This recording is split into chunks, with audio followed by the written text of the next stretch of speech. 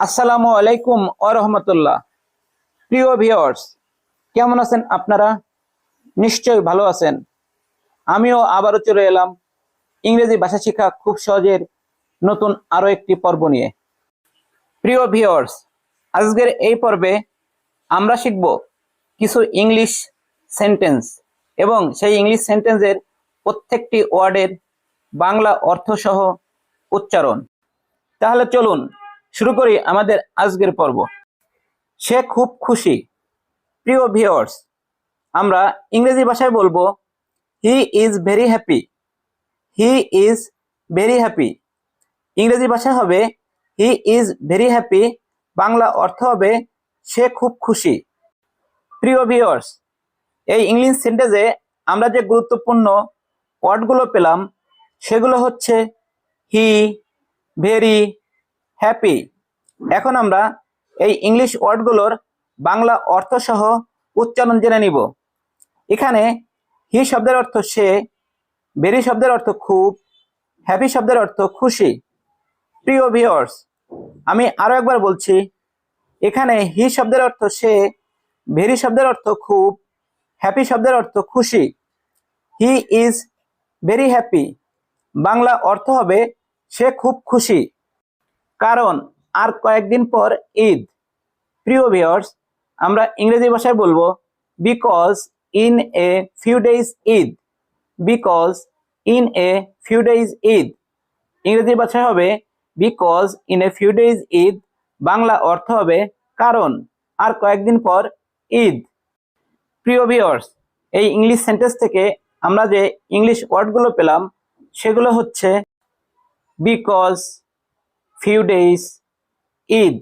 এখন আমরা এই ইংলিশ ওয়ার্ডগুলোর বাংলা উচ্চারণ সহ অর্থ জেনে নিব। এখানে বিকজ শব্দের অর্থ কারণ, ফিউ ডেজ শব্দের অর্থ কয়েকদিন পর, ঈদ শব্দের অর্থ ঈদ। আমি আরো একবার বলছি, এখানে বিকজ শব্দের অর্থ কারণ, ফিউ ডেজ শব্দের অর্থ কয়েকদিন পর, ঈদ শব্দের অর্থ ঈদ।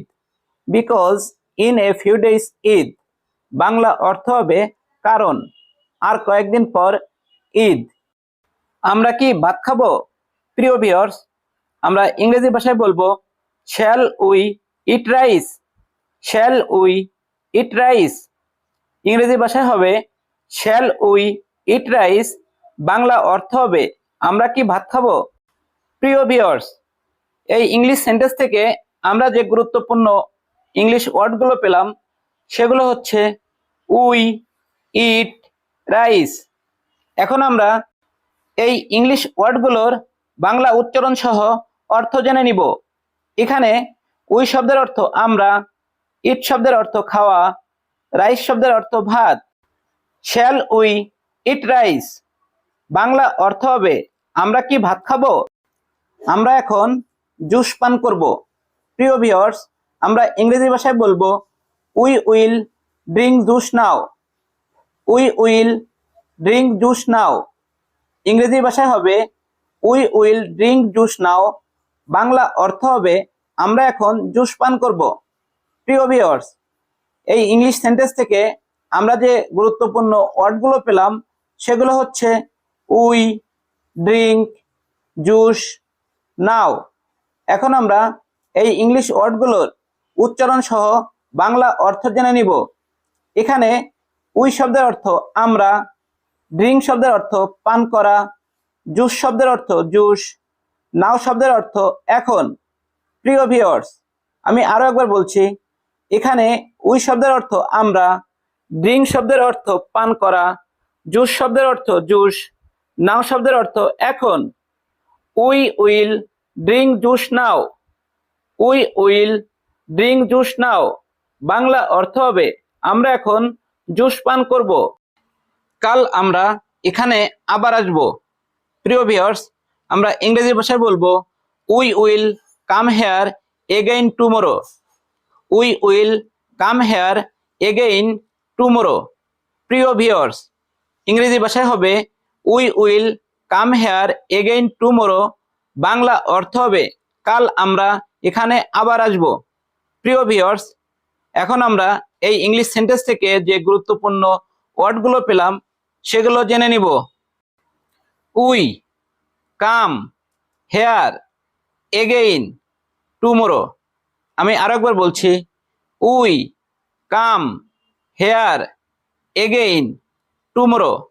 প্রিয় ভিউয়ার্স, এখন আমরা এই ইংলিশ ওয়ার্ডগুলোর উচ্চারণ সহ বাংলা অর্থ জেনে নিব।